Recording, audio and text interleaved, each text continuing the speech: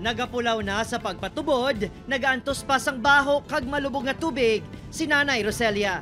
Daw gayelo. Uy, kung nagagamit ga kami gamit sang tubig pagtigang. Hindi mo surdaan kami kung sila nga tinaw ang gagwa sang tubig. Ini man ang reklamo ni Nanay Lydia. Damo sa kwan ang linugdang mga daw lumot-lumot. Damo nga kwan. Tapos, Nasun daw tuktok. pilala sila sa mga konsumidor nga nagaantos bukod sa hindi maayo ang kalidad sang tubig nga ginasupply sang water supplier sang syudad.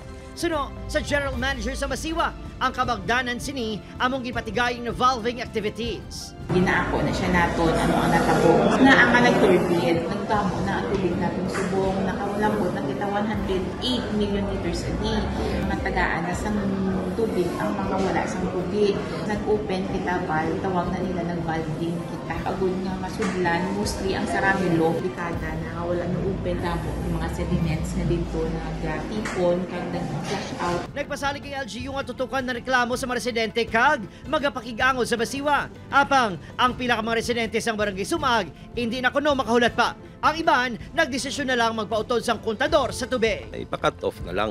Kay wala na gid until sa time nga wala na gid nagtubod. Mahamo na lang kami ni may tubig kami nga amon gid jay kag ma-maintain namon ang amon nga kinalanon. Do halos wala kay nung nagpatasok nagid lang kay halin ti diri.